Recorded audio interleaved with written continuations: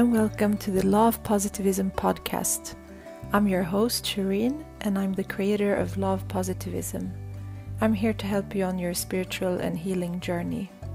I am a certified yoga and meditation teacher, a student of Chinese medicine, a doula, a Reiki practitioner, and a passionate, highly sensitive person. I want to use my knowledge to channel information and messages for you to grow on all levels.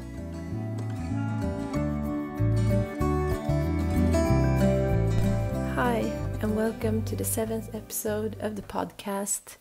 I'm so happy that you're here, and this week I have an amazing guest and friend of mine on the show. Her name is Leila Andersson, and she is a holistic healer and educator. She's a certified mindfulness instructor, a yoga teacher, and a motivational coach. And she has done so much in her life, from being in the business corporate world and now being an author of her first book that she's writing, and she also guides and coaches groups and clients in emotional and spiritual healing, and she also works with stress management and creativity. And her mission is to reconnect the collective body-mind-heart disconnect. And this week we covered the topic around trauma, and we talk about what trauma is. Trauma for many of us maybe means something, or we can interpret it as something big and huge and life-changing, like a disaster, any type of abuse or war, and these are traumas as well. We also discuss that traumas can be something that are not as big as a natural disaster or a war, but it can be traumas that happens to us in childhood or in daily life, that even small things can cause trauma in us, and that it's really important that we recognize a trauma, address it, work with it, and to heal it so we don't carry it in our body. So we talk about that, and Leila shares a lot of amazing tips and tools and her ways of dealing with trauma. So this episode is really great and educational, so I hope you like it. And if you do listen and like it, please leave a review on iTunes. I always draw an oracle card for those that do leave a review and screenshot it. So I'm really grateful for all of you who have written reviews. So just enjoy the episode. Hi, Leila. Hi. Hi, and welcome to the podcast. Thank you. It's awesome to be in the podcast. I'm so excited. I'm excited too. I'm super happy that you're here and that we're going to have this very important conversation. Yeah, me too. And I'm a little nervous and excited, and I also think it's an important topic, and I just love how you spread these important topics to all of your listeners. So yeah, I'm really excited. Thank you so much. Yeah, thank you. And as usual, I just want to start by asking you how you stay mindful and present. Okay.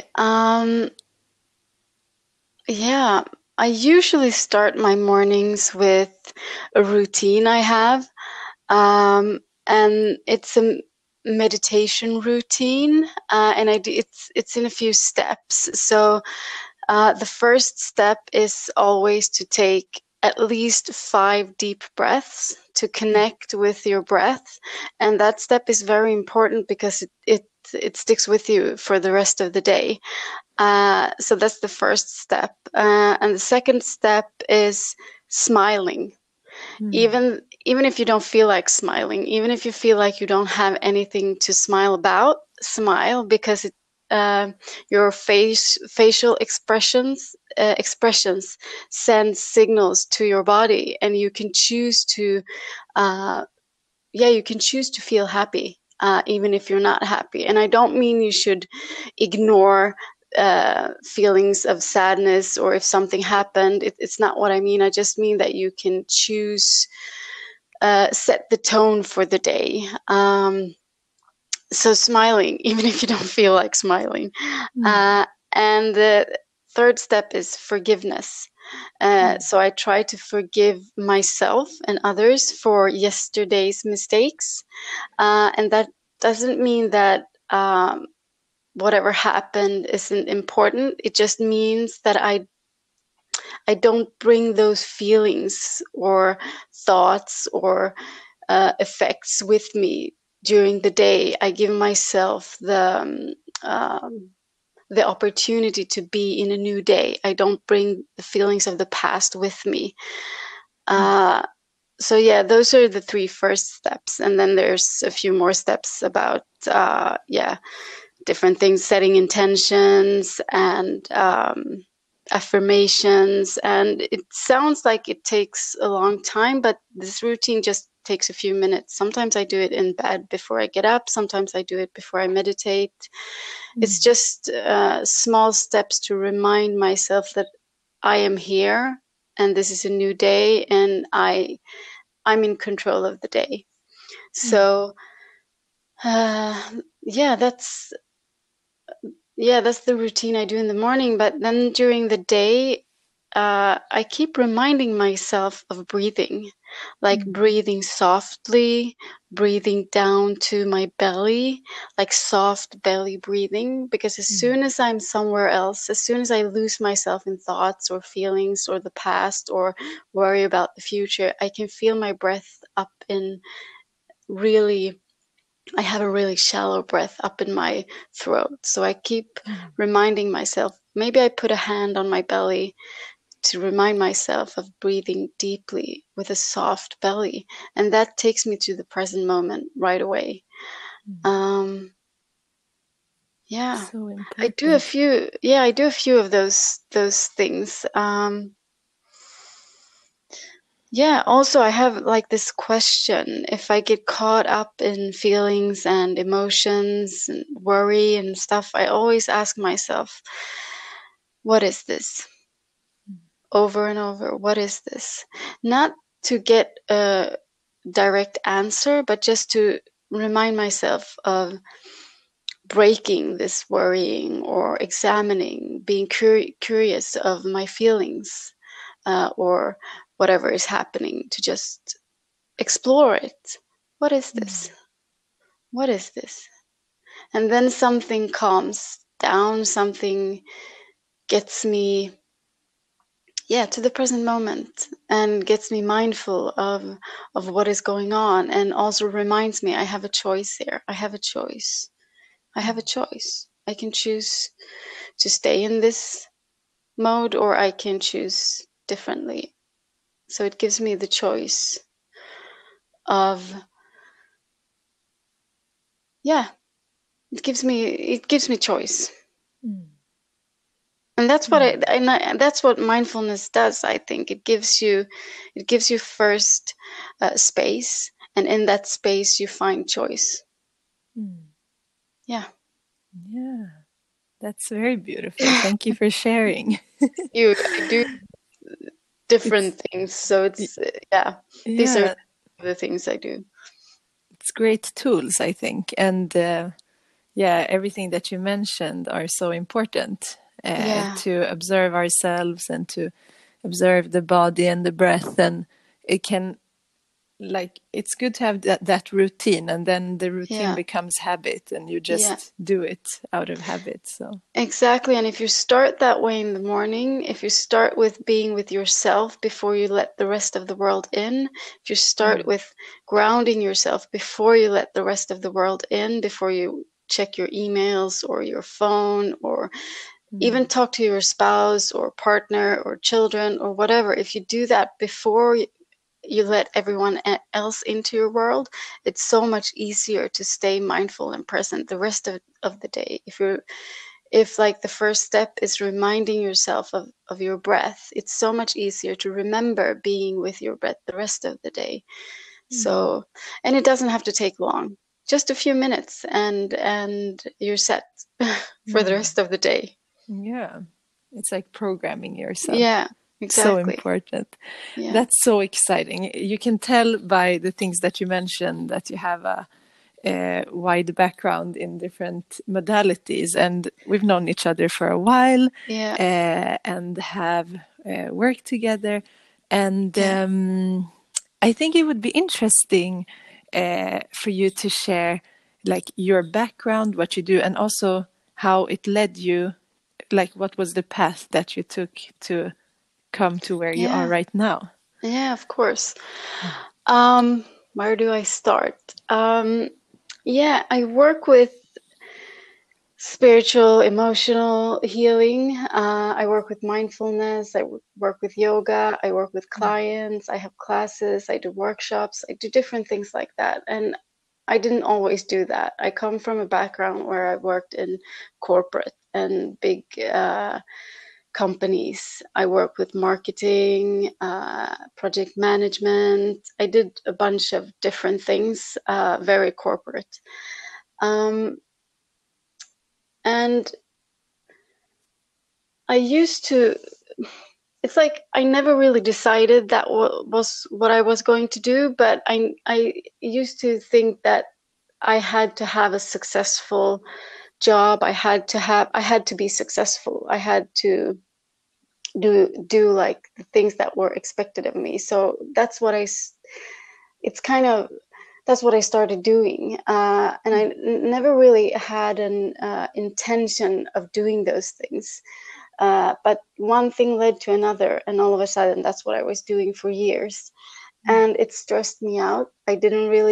I always knew I wasn't in the right place. On some level, I always knew I wasn't in the right place because I turned 40 this year. So I started working with these kind of things when I was 19. And even back then, I always knew I wasn't in the right place. I always knew I was meant for other things, but I just didn't know what. I wasn't really in contact with who I was and what I was supposed to be doing, or so I kind of just went with whatever. I went, maybe you could say I went with what was easy. But it wasn't easy, but I went with the choices that were presented to me. I did what everyone else did. I went to school. I picked the jobs that seemed that maybe I could do to be successful. I chose things that was expected of me. But as I said, I always knew this wasn't for me. So as the years passed, I felt more and more stressed. I felt more and more out of place. I felt more and more sad, sometimes depressed. I had a lot of anxiety. I felt like life was really stressful, and I felt very pressed. I felt like I was out of touch with myself. I was never really happy. I know now that was because I had like blocked, pushed away who I really was. So eventually, I just realized, long story short, I just realized this doesn't work anymore. I have to find another way of living because I don't feel good. It started to manifest physically. I had like belly aches, headaches. I was always how do you call it? Not nauseated, but I was always very feeling very low. So I realized I just have to do something about this, but I didn't know where to start. I didn't know what to do. I didn't even know if it was okay to do something else because everyone else was living this kind of life. Everyone else was doing the 9 to 5. Everyone else was happy being it seemed to me anyway. Everyone else was happy being this stressed, overworked, overwhelmed, always being on call, always answering emails, always living this kind of pressed and stressed life. And I felt I was the only one who couldn't deal with it. Eventually, I had my daughter, and for her sake, I just felt like this has to stop, because I'm not a present mom. I see her, well, 1.5 hours a day. Wasn't what I had in mind when I had children, that I would see her 1.5 hours in every day. I wanted to be with her more. So yeah, I just decided that I had enough, and with the support of my husband, I quit my job. And I had already before then started to find my way back to myself through different modalities. I went to my first yoga retreat when I was 35, and that's when I started doing yoga. And that was a yoga retreat for highly sensitive people. And I had just started reading about highly sensitive people, that personality trait. So I was very interested in that, because I felt that that was absolutely me. So I went to a yoga retreat, and I really, something happened during that yoga retreat that was like, I can't describe it in any different way. It was magical, because I finally allowed myself to be myself, to be what I thought was different. Now I know that many people feel the way I do. But back then I still thought I was different. I thought that I was weak because I couldn't handle life the way I was supposed to handle life. But as I said, I know now there are many people who feel the same way, men and women, but I work so much with women. And women are feeling so much stress and anxiety and, yeah, overwhelm. Overwhelm is a really big thing. Yeah, so I went to that yoga retreat, and it changed my life. I started to studying and reading up on highly sensitive, this trait, this personality trait. And I think you've had an episode about that on the podcast. Exactly. So with Mia Hoshona. Yeah, exactly. Such an important topic to be aware of and spread. So yeah, I started reading up on that. I learned so much more about myself. I had an awakening. I've had moments of awakening before in my life, but this was like a major one. I started yoga. I started doing mindfulness, meditating. I did yoga teacher trainings. I went to meditation retreats. I did so many things. I still do. And I started studying shamanism. I started to train what's it called? I started to train to become a therapist in psychosynthesis. So I've done a bunch of different things, many things over the years. Yeah. That's amazing. You've done I think so that much sums in it a up. short time. Yeah. That's amazing. In And 5 now, years. yeah, and like now being, I mean, you have different modalities, and you do here in Stockholm, you have the yoga and you have the circles, the moon circles, and you are working with different things. And today's topic will also be around trauma, which you are passionate about and that you definitely. are writing about. So maybe you can maybe explain first. Maybe people think trauma is something like super extreme. But what could trauma be in our lives? Like simply There are explain. trauma is usually, people usually because I usually say that everyone has trauma, and people get confused when I say that, because usually what we think about when we think about trauma are these big things like natural disasters, war, really severe abuse, like these big things that happen, accidents, someone dies, like these big things. But there's also, sometimes you can call it, like, these big things are trauma with a big T, and the other, there's trauma with a small t, but they're really not smaller. It's just a way of differentiating.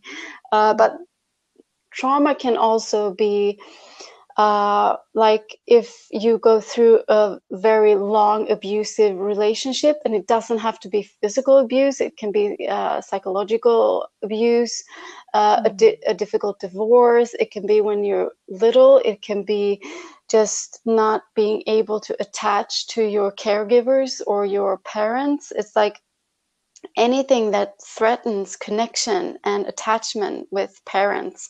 It's like it can be critique, yelling, it can be taking care of a sick parent, a parent that is maybe alcoholic or have different addictions. It can be so many things. And it can also be like, trauma is not only the bad things that happen, it can also be the good things that should have happened but didn't happen. Like when you're little, as a child, you want like hugs and you want love and you don't get that. It can be so many things. So like if you talk about trauma with a big T, it's like the disastrous things, those like things that activate your survival response. Like those are the big things. But then there's the smaller things, trauma with the little t. They are the ones that we don't associate with trauma. So it can be many things. Yeah, I just mentioned many things, but it can be so much more. And as you said, I work with, I've come to be so interested in trauma because I've realized how it has affected me in my life. And I was one of those who used to think, well, I don't have that much trauma. And I'm writing a book and I have a long chapter about trauma. And the book starts with me talking about realizing I have trauma and how surprised I am having trauma, and like going through my life and trying to figure out, well, why do I have traumatic stress responses? Why do I have emotional trauma? And the thing is, when I was 10 years old, I was in a huge train accident, and still I didn't think I had trauma, because I thought, well, it was when I was then 10 years old. How can it still affect me? As I said, I'm almost 40. How can it still affect me? Well, because it wasn't taken care of the way it was supposed to be taken care of. It was a threat to my life, and my nervous system reacts to that threat with activating all of my survival responses. And those responses haven't been deactivated correctly. I haven't been able to integrate that experience to my body. Mostly trauma and traumatic stress is a biological response. So and usually we treat trauma psychologically, but it's a biological response. It's something that happens in your nervous system. So if you don't regulate and integrate your nervous system back to normal, it will always be in survival mode. And so you have to do things to regulate your nervous system back to normal, and you need skills to self-regulate. And most people don't have that, because if you first, you don't know you have trauma because you think trauma is something huge, and you can't find anything huge in your life you've been through. And secondly, you don't know how to, even if you knew you had trauma, you don't know how to self-regulate or how to get your nervous system back to normal, because we usually treat trauma as only something psychological. So there's many things we need to. Trauma is very misunderstood, and trauma has to do with if you want to explain it very simply and very basic, trauma is anything that makes you feel unsafe. So taking care of trauma and healing trauma is anything that make you feel safe again. And we need to remember it's a biological response, so we need to work with it in our bodies. We need to learn how to regulate our nervous system. And you can do that in many, many different ways. Mindfulness is a great way. Meditation, like when you're stuck in trauma, you're stuck in the past, you're stuck in what happened to you. And meditation and mindfulness is about being in the present moment, like we were talking about. So mindfulness is like that time machine. You need to get yourself from the past to the present moment. So it's a great tool. For some people with trauma, mindfulness can be difficult because some people have flashbacks and really difficult memories. So most people benefit from mindfulness. Most people with trauma benefit from mindfulness, but you also have to be a little bit careful because it's some people have difficulty being still because of flashbacks and difficult memories. So those people you have to treat in different ways. You have to do other things. But like your body gets stuck in this fight and flight response because when something threatening happens to you, your body reacts with fight and flight. And so, sorry, you need to deactivate the fight and flight, and meditation and mindfulness helps you to calm down. Deep belly breathing helps you to calm down and regulate your nervous system.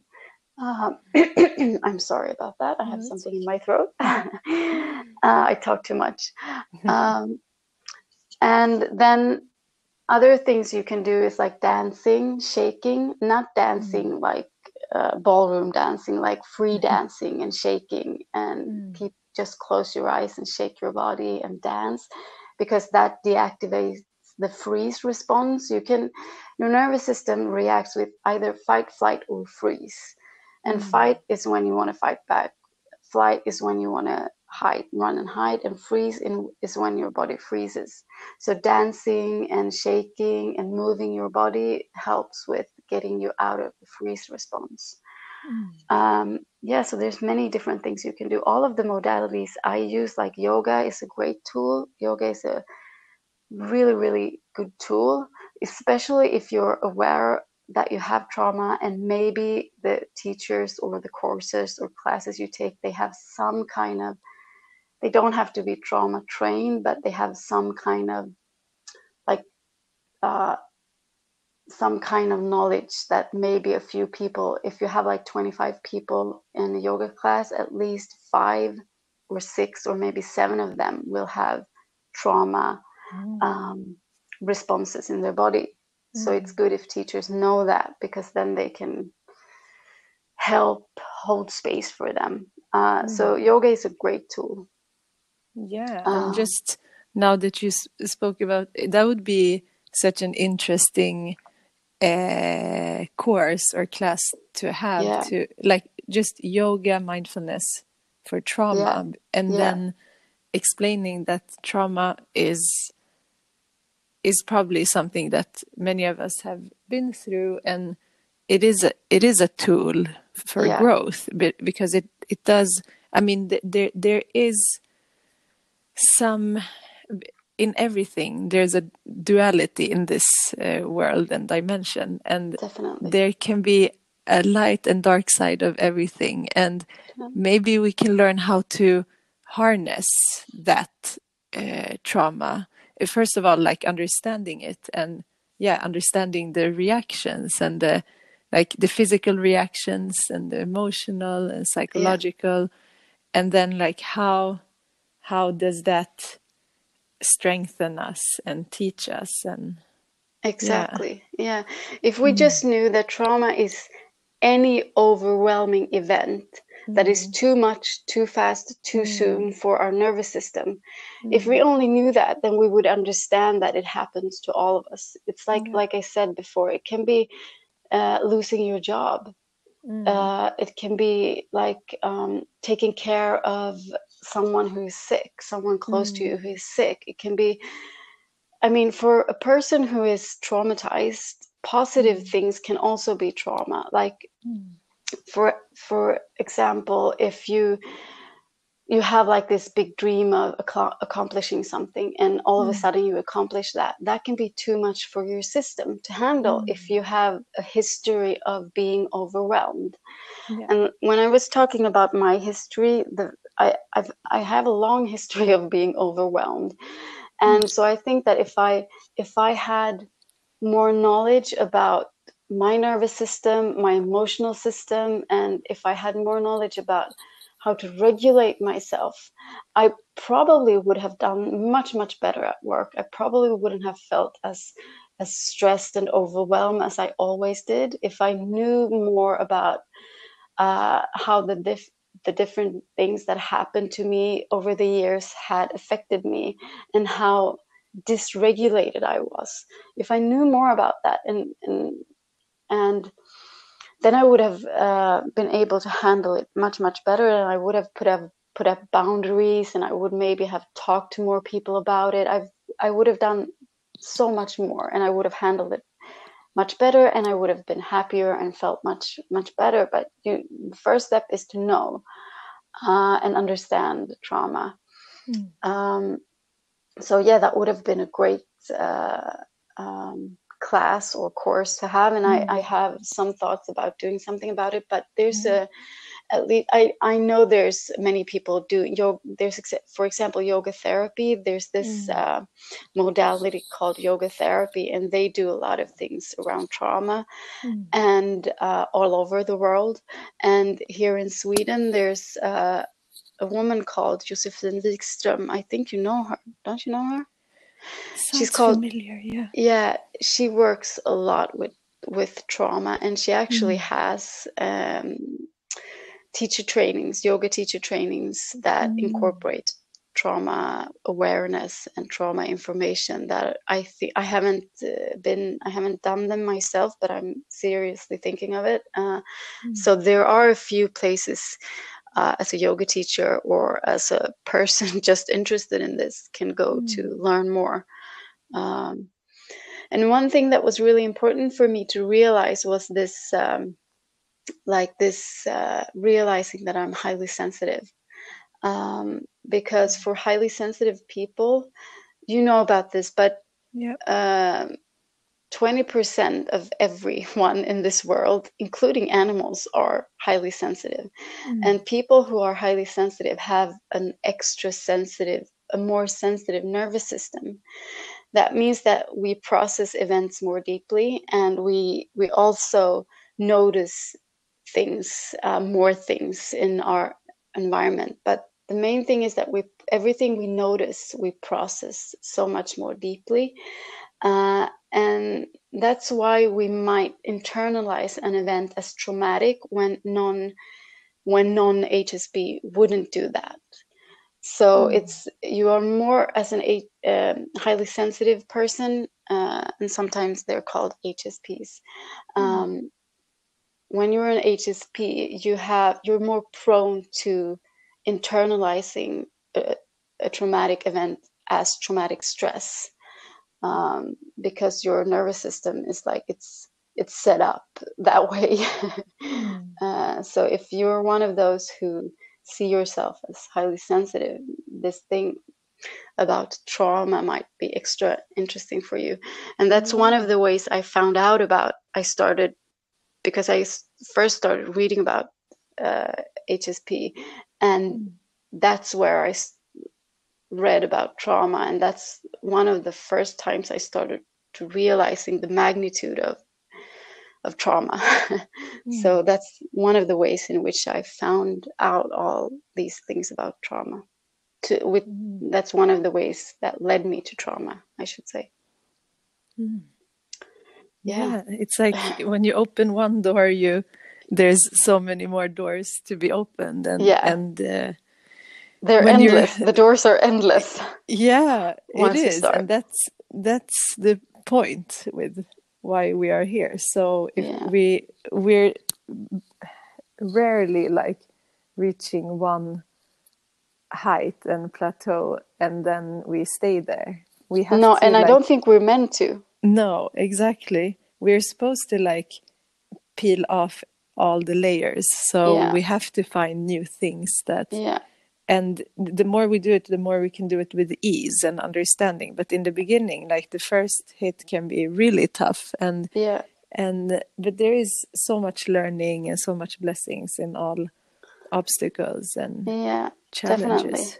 Definitely. And after a while, when you've been through the process of healing almost always looks the same. It's like, so when either something happens that make you realize, okay, I need to heal this, or like there's been small things happening, or you've been feeling these small nudges, and you realize, okay, I need to heal this.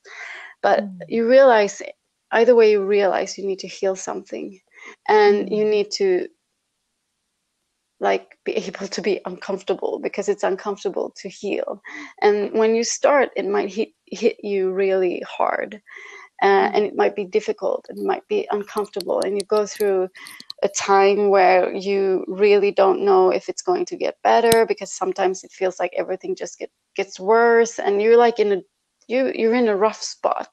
But under all that chaos and all that difficulty that healing can be, that's where all the magic happens. So you need to be in that spot, because if you're not, the magic won't happen. And eventually you get out of that spot, and that's when you start creating wisdom. You get all the insights, and you start having all this wisdom. But you need to be in the difficult period of it before the wisdom and the insights and the magic happens. And once you've been through that process enough times, it's really, I find it really comforting that when I'm in that difficult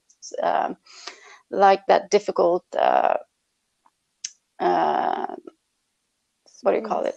Yeah, exactly. When I'm in that difficult space, healing space, it's comforting for me to know that, okay, now is the time when all the wisdom is baking underneath. All the magic is happening underneath all of this. So I just need to allow myself to be in this space, because if I'm not doing it, I won't get the wisdom, I won't get the insights, and I won't get the bliss and the magic that will happen afterwards. And that is really, once you've been through that process enough times, that's the way it gets easier for me, because I get that comfort. I don't know if you recognize that feeling, but I mean, so you are going to be in that process many, many times, but it gets easier because you know what comes after. Yeah. Does that make sense? Yeah, and it makes sense if you look at it as a birth as well. Like when in the birthing process, it's like you go through this really challenging and also exciting moments and hours, but what comes out of it is like so incredible. So we can see all, like when we are down there, we can see it as a birthing process, to birth something new and to experience something on a higher level. Yeah, that's exactly it. I think one thing is really important to know, like the more you experience, I wrote the post about this yesterday, that sometimes we get caught up on evaluating things as being good or bad or positive or negative, but when we see that everything has two sides, we learn to see, we can logically see that this is something that will benefit me in the greater good, even how tough it is. And we can, like, I think one step of the healing is also like looking back and see what's happened to you or through you or whatever process you went through, and then like truly accepting it. I went through processes where I think I've accepted it, but then I realized later on I wasn't fully accepting it, and that's the alchemy and the transformation that we have to learn to do. And I think that takes a lot of practice. But when you do that, then you become so grateful and content in what has been, and also just feeling that that has been the fuel. It's like if you want to work with people, and you want to work with healing, and you want to work with all of these things, it's your experiences that gives you the greatest tools. It's not only the trainings that you do. So if when you have went through things or traumas or anything in your past that has been difficult, that brings you more empathy and brings you more understanding, and then more healing powers. So I was listening to this beautiful podcast where they spoke about Jesus' journeys, and how after many years of wandering and visiting different places, his feet was constantly hurting and burning, and they said, "But you heal everyone. Why don't you heal yourself?" And he said, this pain is reminding me also how important it is for me to heal others. It's a reminder that how this experience feels, others are feeling, and that's why he kept this as a sacred reminder to himself. Yeah, that's empathy. Yeah, it's empathy. So I think seeing it as that, it can heal a lot. And Definitely. I'm really interested in, because you have also started working with shamanic healing. Do you do that with trauma as well? Yeah, a little bit. I just started, so a little bit. Most people, because the shamanic healing is tools are very much about the body and the energetic body. So we find things that are stuck in the body, and they are mostly stuck there because of trauma. So what we do is we work with releasing the things that are stuck in the energetic body. So yeah, I do that, but it's a different kind of healing modality. It's different to the things like when I do more talk therapy, because this is more, we are just working with the body and the energetic body, like really breathing and working with visualizations and stuff like that to get the energy, the heavy, dense, stuck energy out of the body. So it's really effective. And it's mostly about trauma, about things that happen that are stuck. And most of the clients I have are women. And it doesn't matter if it's shamanic healing or if it's whatever other modality I work with. Most of the clients are women. And of course, men are also feeling overwhelmed and stressed, absolutely. And they work with their stress and overwhelm maybe in different ways. I have male clients too, I do. But it's just, I don't know, it's just so sad. And so there's something about the modern Western woman. She's feeling so stressed and overworked and overwhelmed, and she's so disconnected from who she is.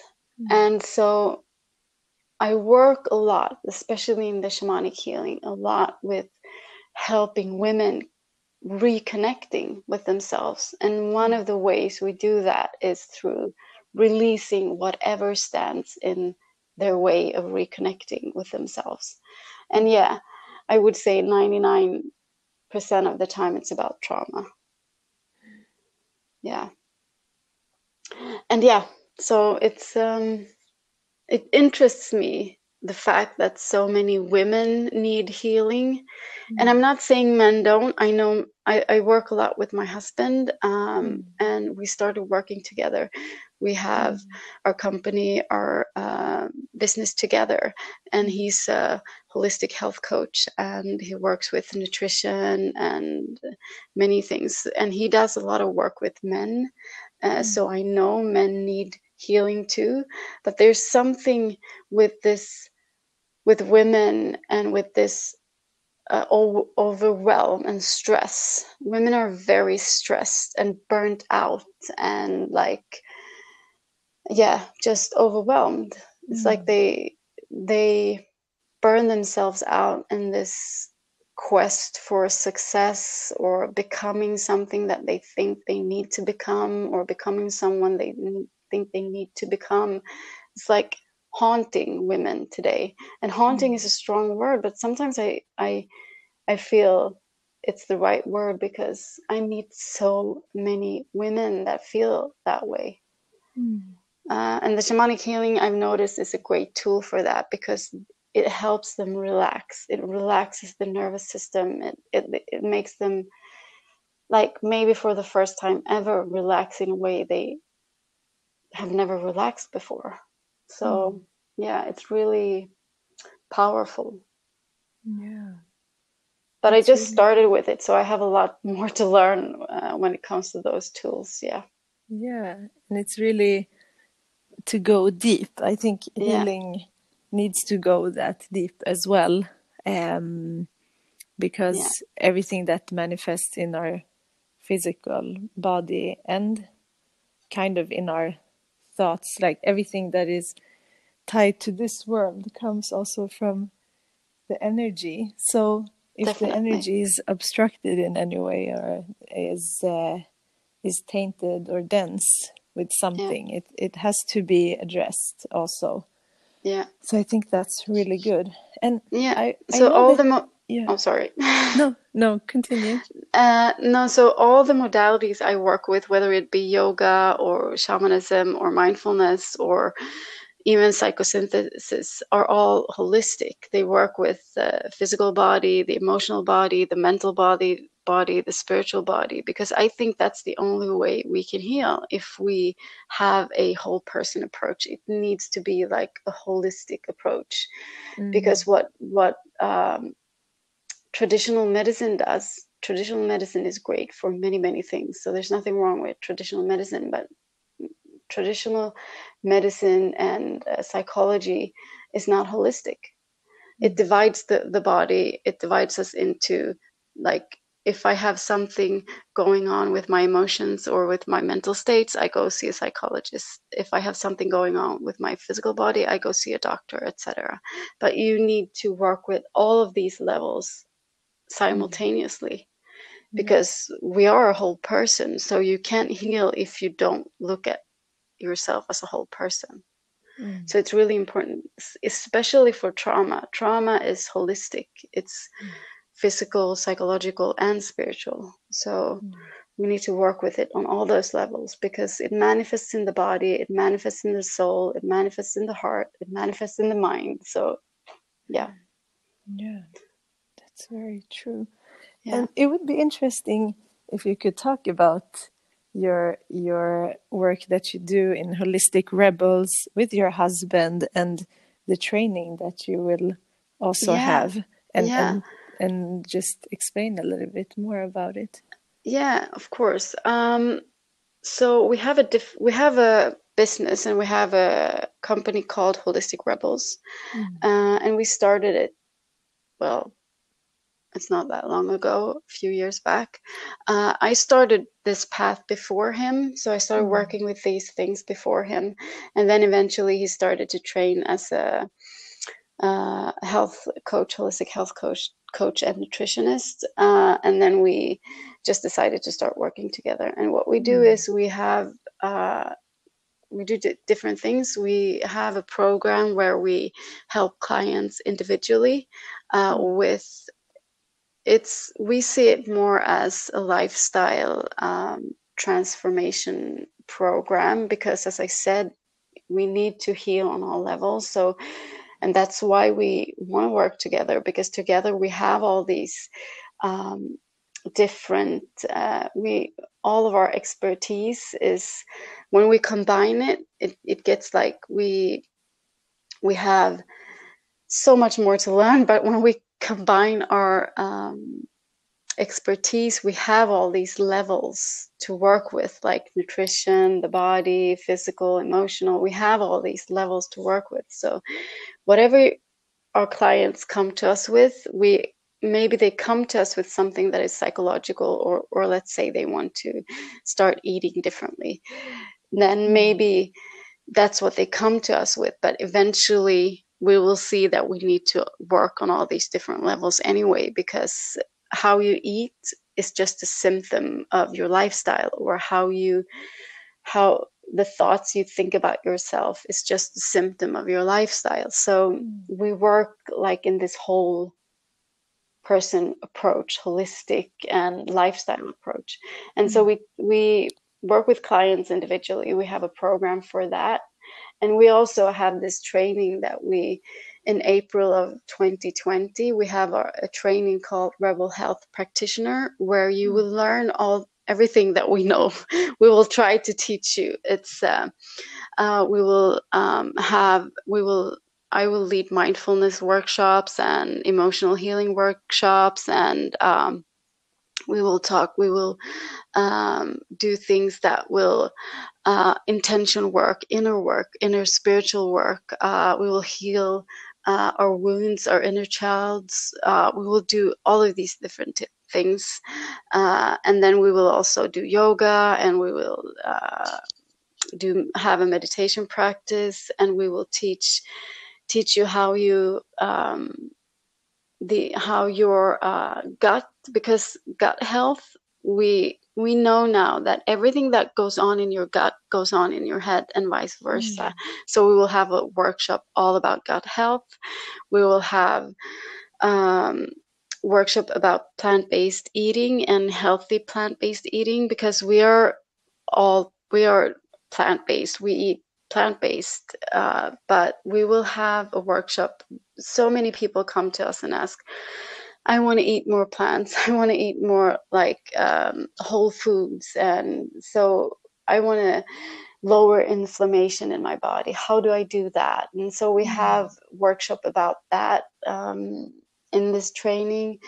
So it will be really maxed with everything we know, just to teach anyone who wants to come to this training to become self-led in a holistic lifestyle, and to also inspire others to live more holistically, to live more healthy, and to live more fulfilled, because it's about health, but it's also about living more fulfilled and more happy and less stressed and have more meaning.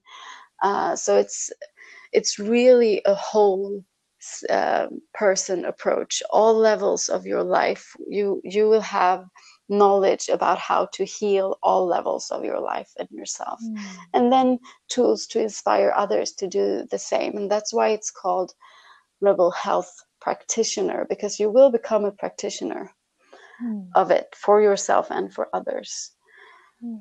Yeah, those are the two main things we do together, but we do different things. We have moon circles.